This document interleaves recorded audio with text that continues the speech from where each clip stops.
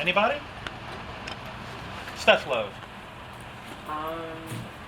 I always ask this question. Go for it. Most difficult poem you've ever written?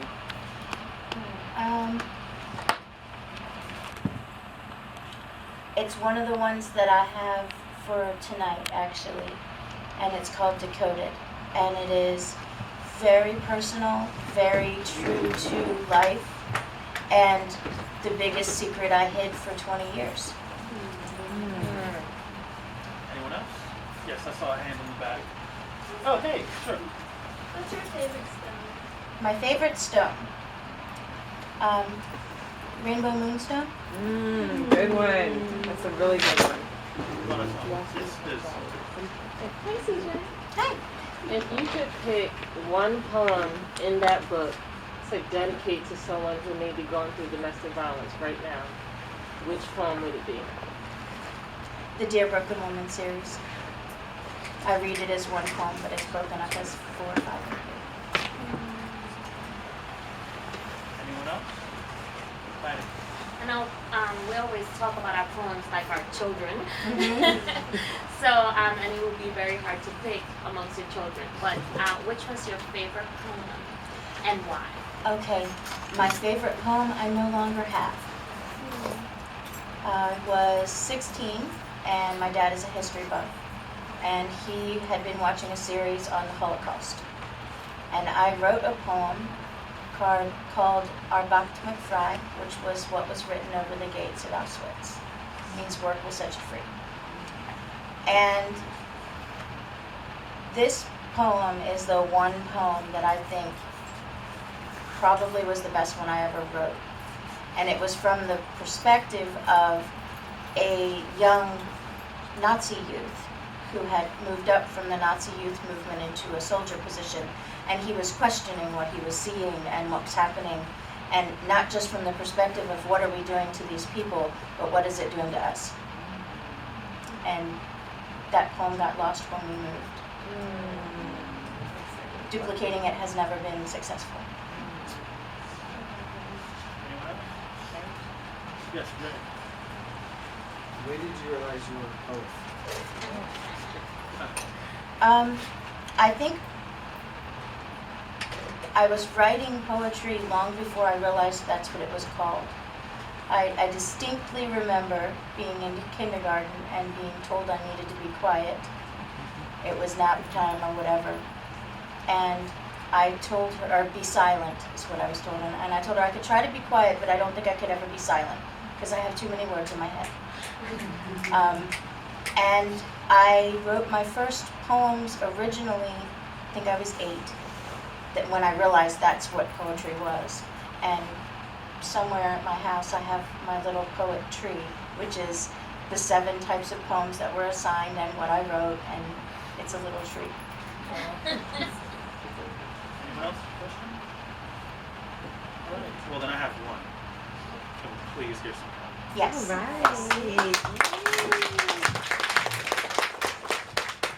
Ladies and gentlemen, CJ Expression. That is way too Thank you. There we go.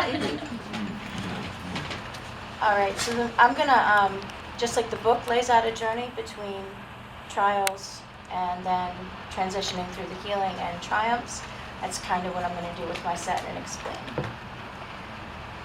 The first one's called Fairy Truth.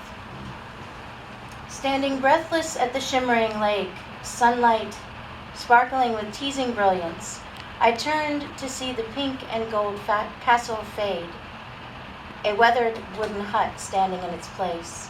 Mirage lifted, reality seen. Fairy tales are only dreams. I never once asked for fairy tales. Hell, I was a jeans and t-shirt kind of girl, never requiring pearls or gems or Italian lace, nor asking for material things. My greatest pleasure was time with him. My happily ever after was making sure he knew I meant the I do. Nothing unnoticed, tending each need, supporting his naval career, while sacrificing all my dreams. In love, I crossed into danger. Breadcrumbs eaten by birds at the church, none left to follow when led away. Dark forest shadows were created by he. Beneath his scrutiny, I ceased to be. Under his spell, woven webs of lies, betrayal stung as truth was revealed. A trapped canary in a gilded cage, Peter Piper's wife locked in a pumpkin shell, his personal Cinderella. I stepped into the carriage one night to see. I was the prize a man with many faces had stolen.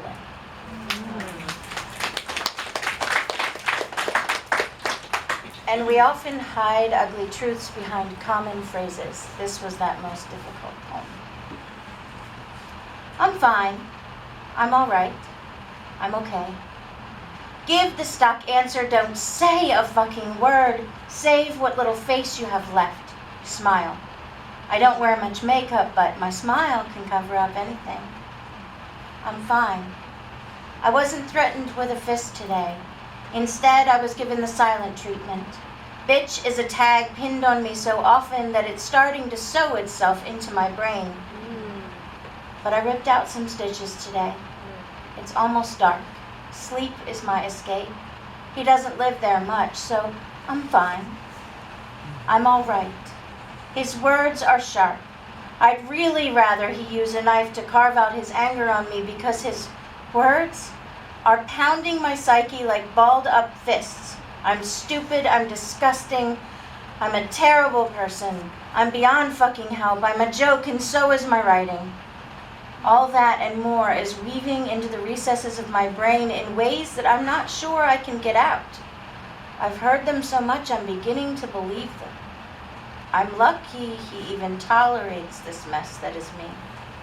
I'll get to fine again, but for now, I'm all right. I'm okay.